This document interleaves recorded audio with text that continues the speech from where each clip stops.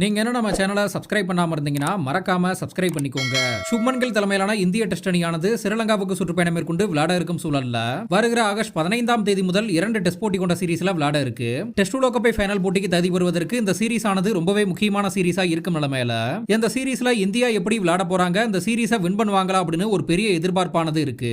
இருந்தாலும் இந்த சீரீஸ்ல இந்தியாவிற்கு பின்னடைவை ஏற்படுத்தக்கூடிய வகையில பும்ரா இந்த சீரீஸை விட்டு விலகி இருப்பது தற்போது அணி நிர்வாகத்திற்கு பெரிய அதிர்ச்சியை கொடுத்திருக்கு.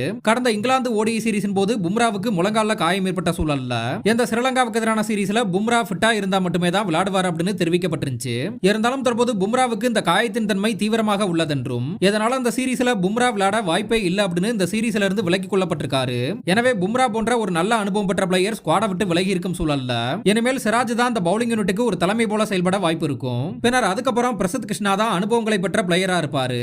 ஆனா மூன்றாவதா ஒரு பவுலிங் ஆப்ஷனை உள்ள கொண்டு வர வேண்டிய தேவை இருக்கும்போது அங்கதான் ஒரு அனுபவமே இல்லாத பிளேயரை உள்ள கொண்டு வர வேண்டியது கட்டாயமானதா இருக்கும்போது இது இந்தியாவிற்கு பின்னடைவை ஏற்படுத்த வாய்ப்பா இருக்கலாம் அப்படின்னு தான் எதிர்பார்க்கப்படுது. இருந்தாலும் குர்னூர் பிராருக்கு வாய்ப்பு கிடைக்கும் அப்படின்னு தான் எதிர்பார்க்கப்படுது.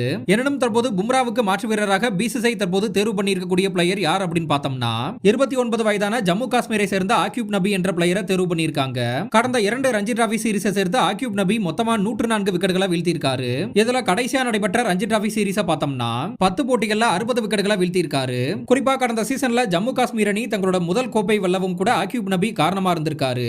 எனவே டொமஸ்டிக் கிரிக்கெட்ல நல்லா விளையாடின பிளேயருக்கு வாய்ப்பு கிடைத்திருக்கு அப்படின்றத நினைக்கும் போது மகிழ்ச்சியா தான் இருக்கு. இருந்தாலும் இவரால பும்ராவின் இடத்தை நிரப்ப முடியுமா அப்படின்னு பொறுத்திருந்து பார்க்கலாம். குறிப்பா பும்ரா ஒருவேளை டீம்ல இருந்திருந்தா பும்ரா சிராஜுக்கு அப்புறம் மூன்றாவது பவுலிங் ஆப்ஷன் அப்படின்ற ஒரு போட்டியானது குர்னூர் பிரார் மற்றும் பிரசித் கிருஷ்ணாவுக்கு இடையில தான் இருந்திருக்கலாம். எனினும் தற்போது பும்ரா காயம் காரணமாக விலகிவிட்ட சூழல்ல சிராஜுக்கு அப்புறம் ஒரு அனுபவம் வாய்ந்த பிளேயர் அப்படின்னு பிரசித் கிருஷ்ணாவுக்கு தான் முன்னுரிமை கொடுக்கப்படும். எனவே தற்போது மூன்றாவது பவுலிங் ஆப்ஷனா யாருக்கு வாய்ப்பு கிடைக்க போகுது அப்படின்ற ஒரு போட்டியானது குர்னூர் பிரார் மற்றும் ஆக்யூப் நபி கடையில தான் இருக்கும் அப்படின்னு தான் எதிர்பார்க்கப்படுது.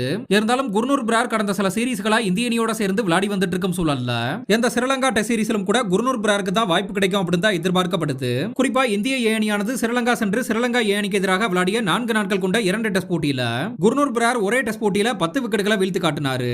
ஆனா ஆக்யூப் நபி இந்த 2 டெஸ்ட் போட்டியிலுமே மொத்தமா 6 விக்கெட்டுகளை வீழ்த்தி காட்டினாரு. இதனால சிராஜ் மற்றும் பிரசித் கிருஷ்ணாவுக்கு அப்புறம் குர்னூர் பிராருக்கு தான் முன்னுரிமை கொடுக்கப்படும் அப்படின்னு தான் எதிர்பார்க்கப்படுது.